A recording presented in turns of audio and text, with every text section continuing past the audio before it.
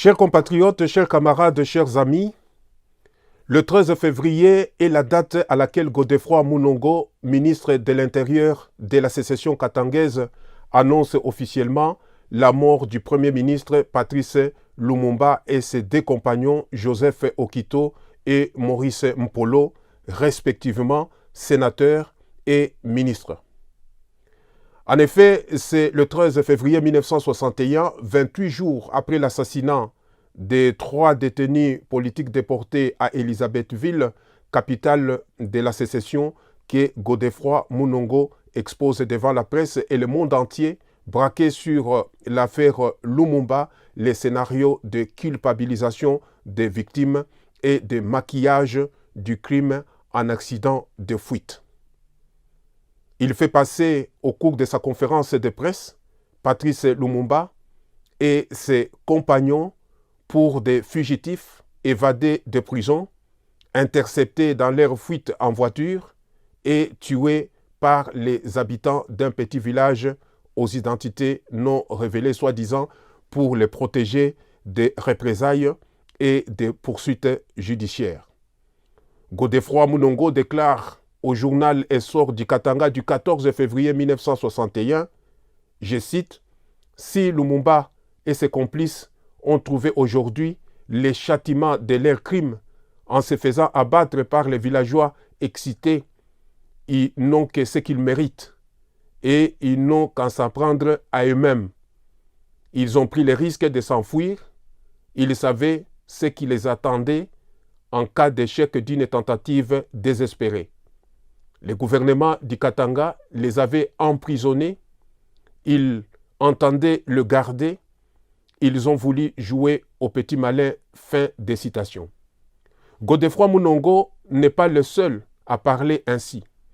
Dans le journal La Mèze, paru le même jour que Essor du Katanga, le capitaine Gatt, mercenaire belge, entré dans la clandestinité sous le pseudonyme de Gantry, déclare à son tour, je cite Patrice Lumumba, s'est enfui en perçant un trou dans sa hutte. L'ex-premier ministre et ses compagnons ont assommé les 2 sentinelles, probablement endormis, se sont emparés d'une voiture et l'ont poussé jusqu'à la route pour ne pas réveiller les soldats qui logeaient dans la ferme. Fin de citation. Ces versions, que l'on peut ranger parmi tant d'autres, sont des plus fausses, des versions mensongères. D'ailleurs, les autorités katangaises avaient donné à l'époque des versions différentes des faits, des versions somme toute erronées.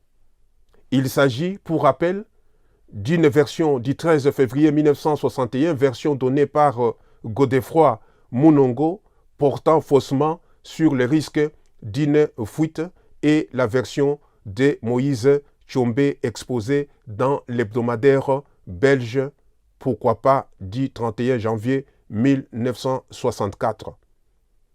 Version dans laquelle il fait endosser la responsabilité sur les autorités de Léopoldville, notamment la responsabilité de lui avoir envoyé 3 colis dont lui, Tchombé, ignorait le contenu, qu'il découvrirait que plus tard et se serait ainsi soumis devant un fait accompli.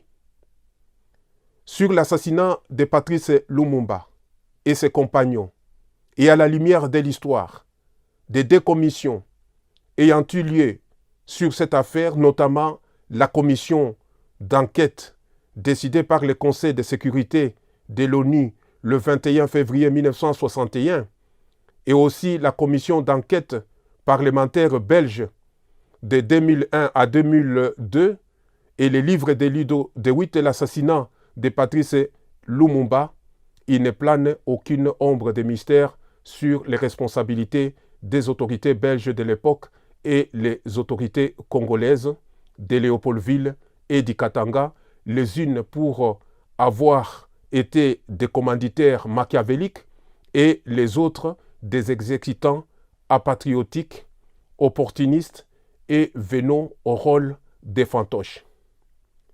Il ressort de ce qui précède que le Congo n'aurait servi de théâtre tragique de l'assassinat de Patrice Lumumba, héros national, héros africain, héros planétaire, et de ses compagnons martyrs, dignes fils du pays, assassinés au Katanga, et d'autres lumumbistes tués ailleurs au Congo, si le leader congolais ne s'était pas laissé aliéner, corrompre, verser dans la mensonge politique, la trahison et la complicité contre le Congo. Pendant la conférence nationale souveraine qui eut lieu à Kinshasa au début des années 90, Godefroid Munongo, ex-ministre de l'Intérieur du Katanga, alors cité par les différents intervenants à la dite conférence, se confia à Auguste Mabika Kalanda qui l'exhortait à témoigner, à dire sa vérité sur l'assassinat de Patrice Lumumba plutôt que de porter seul les lourds fardeaux de ses crimes, lui fit cette confidence, je paraphrase. « Cher Auguste, je n'étais pas seul, nous étions nombreux. Nous étions jeunes et travaillions pour les intérêts qui n'étaient pas les nôtres, donc contre les intérêts du Congo et de son peuple. » Godefroid Munongo trouva subitement la mort alors qu'il s'apprêtait à prendre parole pour livrer sa vérité tant entendue à la conférence nationale sur l'assassinat de Patrice Emery Lumumba et ses compagnons. Il venait de rencontrer Mobutu à Badolite. Moïse Tshombe, l'ex-président sécessionniste du Katanga, trouva la mort en captivité en Alger où il fut livré aux autorités algériennes par un pirate de l'air en repris de justice français. Il mourut dépouillé de tout ce qu'il avait reçu de ses mentors et de ses bailleurs de fonds, le bailleur des fonds de la sécession. Et ce fut une mort dans les déshonneurs. D'autres noms cités dans l'assassinat de Patrice Lumumba réussirent certes à accéder au pouvoir, à jouir des richesses et à se gratifier des privilèges de ses crimes, mais nombreux sont morts portant de leur vivant jusqu'à leur dernier souffle en fardeau d'une conscience chargée, salie, troublée par le sang de Patrice Lumumba. La vie leur fut, à cause de ces crimes, un siècle, un enfer, si bien que quitter ce monde devenait une occasion inespérée de répit. Voilà qui nous amène à l'intérêt d'une leçon de morale historico-politique utile à retenir que la trahison et la complicité, la soif de pouvoir et l'avidité des fortunes contre le peuple, contre les intérêts supérieurs de celui-ci, n'apportent jamais le bonheur aux leaders ambitieux prêts à tout pour la gloire.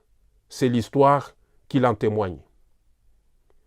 Le combat de Patrice Lumumba et sa vie valent bien une précieuse leçon pour la nouvelle génération appelée à la relève et pour les candidats au pouvoir. Patrice Lumumba, c'est une école politique pour le Congo, inégalée. Par Lumumba, l'on apprend par son exemple que le leader digne de porter le pouvoir pour servir le pays est celui qui tient le pouvoir de la volonté du peuple.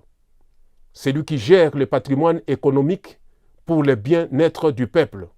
Celui qui lutte contre l'aliénation mentale. Celui qui œuvre pour l'unité nationale contre le tribalisme, qui défend l'intégrité territoriale contre le séparatisme et contre la balkanisation.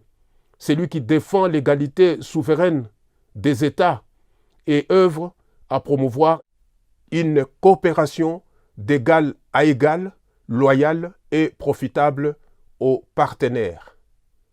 Que dire aux puissances et aux multinationales? Rien d'autre qu'à rappeler que ce fut une erreur monumentale d'avoir contribué à la perte de Patrice Lumumba, puisque ses adversaires, qu'elles avaient soutenues ont échoué sur toute la ligne. Ils sont restés au pouvoir sans projet de société, sans programme, si ce n'est celui de s'enrichir, d'amasser des fortunes, acquérir des biens somptueux, organiser des fêtes fastueuses et de jouir sur la misère du peuple congolais. Patrice Lumumba mérite d'être réhabilité par tous ceux qui l'ont tenu hier pour ennemi juré, puisque le temps lui donne raison face à ses adversaires politiques défaillants qui ont mis le Congo, le géant Congo par terre et condamné le peuple congolais à l'incapacité de vaincre la pauvreté et le sous-développement. Le temps rappelle Patrice Lumumba à l'échiquier politique.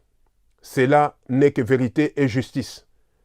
Quant à son parti, qui n'entretient aucun esprit de rancune ou de vengeance, ce qui compte pour ces partis, c'est le Congo. C'est pourquoi les cadres de ces partis, membres anciens et nouveaux, se sentent appelés à lutter pour la démocratie, la paix, la sécurité et le développement, déterminés à réaliser le grand rêve, celui de faire du Congo un pays uni et fort, le centre de rayonnement de l'Afrique et du monde, et dans l'esprit d'ouverture, de dialogue et de complémentarité. Voilà, chers compatriotes, chers camarades, chers amis, ce que le mouvement national congolais Lumumba, MNCL en sigle, parti de Patrice Lumumba, m'a chargé de vous faire part à l'occasion du 13 février, date de l'annonce officielle du triple assassinat. D'autres assassinats politiques eurent lieu le 15 février 1961 à Bakwanga, capitale de l'État autonome du Sud Kasaï. Les martyrs furent Jean-Pierre Fina, Pierre Elengesa, Christophe Muzungu, Camille Yangara, Emmanuel Nzouzi, Jacques Fataki et Joseph Mbouyi, secrétaire national du mouvement national congolais Lumumba, tué à Mweka. Merci pour votre attention et votre patience. À très bientôt.